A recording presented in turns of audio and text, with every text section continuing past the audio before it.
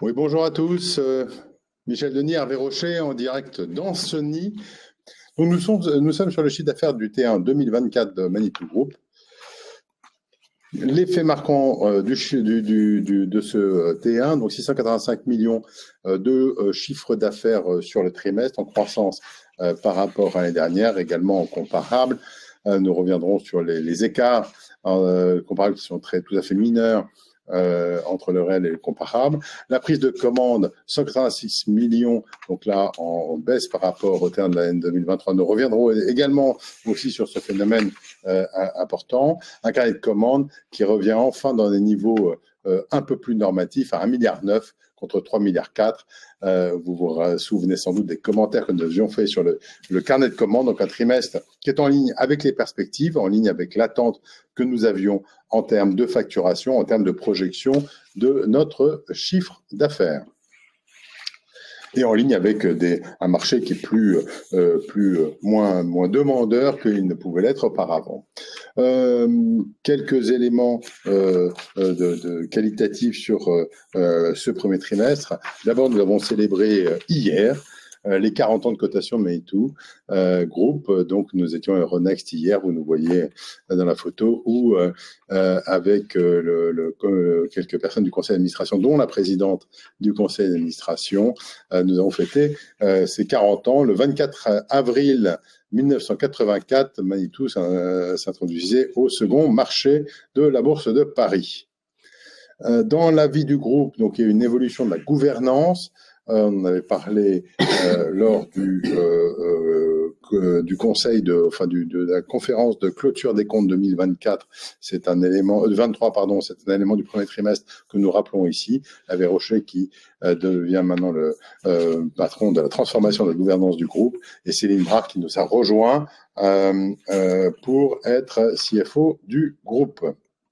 C'est un poste nouvellement créé. Les deux postes sont nouvellement créés au sein du comité exécutif. Nous avons maintenant un comité exécutif du groupe composé de 7 personnes. Vie du groupe, nous avons également signé la ligne de crédit supplémentaire de 160 millions d'euros. Nous l'avions annoncé à la fin de l'année dernière, et ça a été signé et closé en début d'année. Nous avons finalisé la prise de participation majoritaire dans la société italienne Comay et Metalwork de mécano-soudure et d'oxycoupage, société italienne qui sont des sous-traitants travaillant de manière très importante pour Manitou. Le signing avait été fait en octobre 2023 et nous avons eu le closing, l'acquisition qui a été faite tout début janvier 2024. Innovation, nous avons lancé une nouvelle gamme de ciseaux pour le marché européen. Donc, c'était un grand lancement de ce début de l'année. Donc, les ciseaux est une des typologies de nacelles autoportées qui existent sur le marché. Il y a quand même 2 grandes familles, donc les 3, même on pourrait dire les nacelles télescopiques, les nacelles articulées et les nacelles ciseaux. Nous étions présents sur les 2 premiers segments. Nous n'avions jamais fait de ciseaux. Nous avons décidé de lancer une gamme de ciseaux que vous voyez en photo, et nous avons présenté cela dans l'ensemble des réunions concessionnaires de début d'année, et les expéditions ont démarré il y a quelques semaines, ont démarré, c'est-à-dire que nous avons maintenant ces ciseaux qui sont chez nos clients, chez nos concessionnaires, des ciseaux évidemment entièrement designés et fabriqués par le groupe Manitou. Nous avons également montré à l'Ara Show, ce qui est le show des loueurs américain, un 519 qui est le chariot télescopique compact, qui correspond sur des notations et en impérial, donc à 6 mètres et 2,5 tonnes de capacité, qui sont le chariot compact, qui est un high runner qu'on a en Europe, qui a été présenté à l'Ara Show aux États-Unis en début d'année.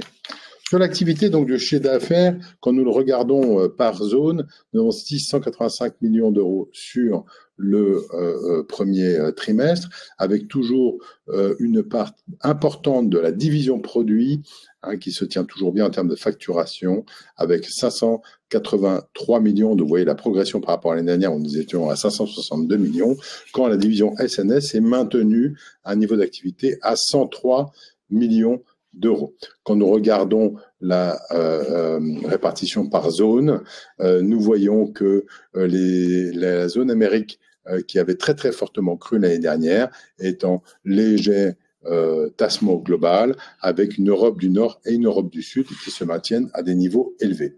Nous voyons d'ailleurs, quand on le regarde en pourcentage de progression, vous voyez ce que je vous montrais sur le poids des zones, une croissance de 4% de la division produit, tirée par l'Europe, 6% en Europe du Sud, 8% en Europe du Nord, avec une zone Amérique qui est plus limitée, moins 9% de croissance sur le premier trimestre. Ce n'est que le premier trimestre de l'année. Le carnet de commandes va driver aussi la facturation. Nous pourrons revenir dessus pour les trimestres qui viennent. Par rapport à 2023, donc une croissance de 3%. Cette croissance, vous voyez que l'impact taux de change est très très limité. L'impact périmètre, qui est une partie de Comé Metalwork, la société italienne dont je viens de parler, est aussi limité. Donc ça ne change pas la figure globale de 3% de croissance à périmètre constant également en facial. Prise de commande, machine et carnet. Donc, je vais peut-être commenter un peu plus cette courbe qui est effectivement intéressante parce que enfin, on revient à des choses plus normatives. Donc, nous avons eu cette envolée post-pandémie de prise de commande, d'anticipation extrêmement forte avec un carnet de commande qui est monté à 18, voire même à un moment 24 mois de l'activité qui était installée sur nos lignes de production, donc qui était sans aucune liaison avec l'activité, mais correspondant à une demande bien supérieure à la capacité de production, à une supply chain qui était limitée, qui était en rupture permanente, dont nous vous avez présenté. Au passage, d'ailleurs, nous avons également une inflation qui s'est installée en 2022, qui a été extrêmement forte et qui nous a amené en 2023 à revoir notre politique de prix, à revoir nos prix de vente, à augmenter nos cadences pour livrer une partie de ce carnet de commandes et à se remettre dans des niveaux de production qui sont plus normatif par rapport au marché et donc à avoir petit à petit un carnet de commandes qui se réduit, donc des délais qui se réduisent et par de ce fait des commandes qui se réduisent pour revenir au normatif. Donc on va arriver, aujourd'hui nous sommes aux environs de 9 mois d'activité, hein, le commentaire qui est fait également ici, et donc à partir de Q2 nous commençons à relâcher complètement la prise de commande sur Q1, il y avait encore des limitations, des quotas, des allocations, parce que nous avons toujours des lignes qui sont déjà couvertes pour la totalité de l'année 2024. Et nous avons pris des décisions fin Q1 de relibérer complètement pour retrouver dans une plus grande normalité dans des prises de commandes qui correspondent à des remplissages de lignes qui correspondent à un besoin marché et à des besoins de production. Donc, c'est ce que nous remettons en place pour que les 9 mois qui viennent soient un atterrissage normatif de carnet. Vous voyez qu'avant, il y correspondait alors je ne vais pas en parler en valeur, mais qui correspondait à environ 4 à 5 mois de facturation. Vous voyez que 4 à 5 mois, quand on fait un chiffre d'affaires sur la division produit à 560 millions, 4 à 5 mois, c'est plutôt incarné aux alentours des 800 ou 900 millions ou 1 milliard, et pas là d'où nous venons, qui devrait être le retour à la normale. Donc j'ai du mal à le qualifier exactement en termes d'euros, mais c'est l'ordre de grandeur, donc de cette baisse du carnet de commandes que nous avons. Et avec maintenant des prises de commandes qui sont prises de manière complètement libre sur l'ensemble de nos lignes, comme je l'ai dit. Revue opérationnelle, donc on maintient un niveau d'activité qui est élevé. On a des modes de commercialisation qui sont complètement revenus à la normale, donc plus de quota. Des prises de commandes qui sont maintenant de nouveau à prix fixe, hein, je vous l'ai dit la dernière fois, mais je le rappelais, c'est-à-dire qu'on a une prise de commande dans laquelle on s'engage sur un délai et sur un prix de part et d'autre. Donc, ce sont des commandes fermes et des commandes à prix fixe. Hein. On est passé par toute une période différente. Pour information, on a mis une clause une clause 2022, si je puis l'exprimer ainsi, puisqu'on ne veut pas revivre cela. Donc, on a une clause avec nos concessionnaires qui nous permet, en cas de changement absolument brutal de la structure de coût de revient, comme on a pu l'avoir suite à la guerre en Ukraine en mars 2022, d'avoir une capacité à remettre en cause le prix. Donc, on a cette possibilité, mais on est pour avoir une clause balai qui protège le carnet de commandes et pas se retrouver à la même situation. Donc, on a appris de cela, mais on est revenu sur des délais fermes, des commandes fermes. On a une dynamique qui est très hétérogène. Nous avons des lignes qui sont chargées jusqu'à la fin de l'année, comme je l'ai dit, d'autres lignes où il faut aller chercher des commandes. Donc aujourd'hui, tirer une généralité chez Manitou, et même par typologie de produits, et même par zone géographique, est très difficile à faire. Quand nous regardons dans le détail, nous voyons que même en chalot télescopique, on a certains chalots télescopiques qui sont très couverts, d'autres qui le sont moins. Donc on a vraiment aujourd'hui une hétérogénéité qui est très forte et des dynamiques qui sont très différentes. On a une montée opérationnelle en Amérique du Nord, vous l'avez vu, où on a beaucoup de machines sur les bateaux. On en a bien sûr qui ont été décalés, mais c'est pas ça qui fait les moins 9%, hein, qui ont été décalés suite à l'événement de Baltimore, hein, puisque nous, notre centre de réception, de mise à niveau, de stockage et de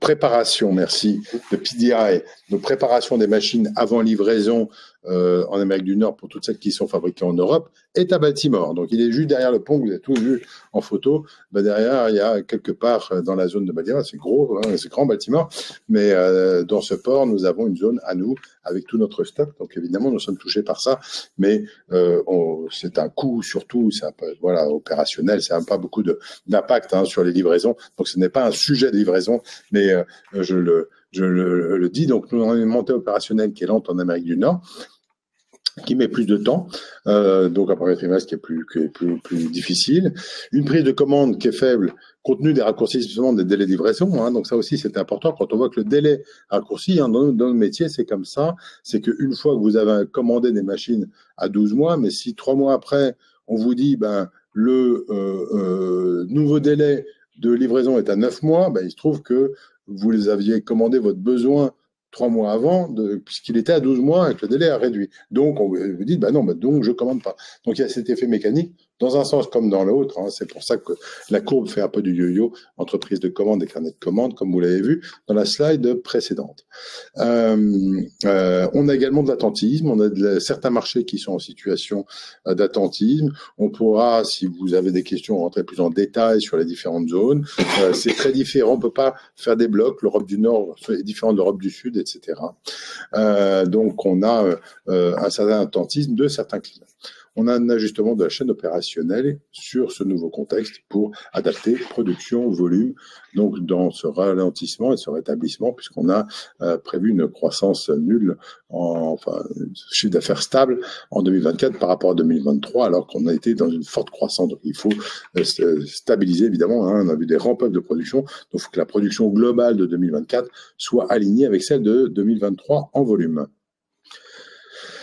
Voilà, et ces éléments nous amènent à confirmer la stabilité de notre chiffre d'affaires 2024 par rapport à 2023 et à confirmer une anticipation de notre taux de résultat opérationnel supérieur à 6,5% du chiffre d'affaires en 2024. Notre résultat opérationnel courant, bien sûr. Voilà pour ces éléments de notre chiffre d'affaires du T1.